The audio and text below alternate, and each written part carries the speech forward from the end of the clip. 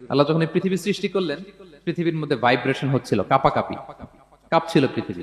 আল্লাহ পৃথিবীর কাঁপাকাঁপি বন্ধ করার জন্য এই পেরেকের মতো পাহাড়গুলোকে পৃথিবীতে ঠুকে দিলেন, কাঁপাকাঁপি বন্ধ হয়ে গেল। এই দৃশ্য দেখে ফেরেশতারা বলে, ইয়া রাব হাল মিন খালকিকা আশাদ্দু আলাল জিবাল। আল্লাহ, পাহাড়ের এত শক্তি, পৃথিবী কাঁপতেছিল, পাহাড় আপনি ঠুকে দিলেন, পৃথিবীর কাঁপাকাঁপি বন্ধ হয়ে গেল। আপনার সৃষ্টির মধ্যে পাহাড়ের চেয়ে শক্তিশালী কিছু আছে? আল্লাহ বললেন আছে। সেটা কি? আল হাদিদ।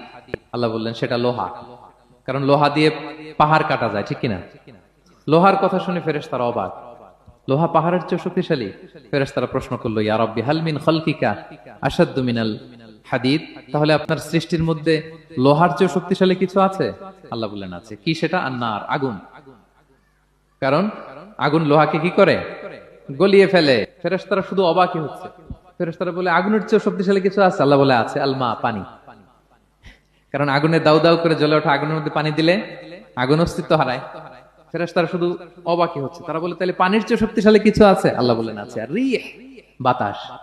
কারণ বাতাস পানিকে একদিক থেকে আরেক দিকে নিয়ে যায়। জলের মধ্যে বায়ুর উচ্ছ্বাস লাগলে জলোচ্ছ্বাস তৈরি হয়, ঠিক কিনা?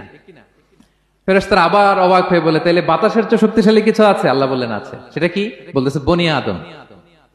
ওই মানুষ শক্তিশালী যে গোপনে দান করে, এত গোপনে যে ডান হাত কি দান করলো, বাঁ হাত সেটা টের পায় না। পড়েন সুবহানাল্লাহ।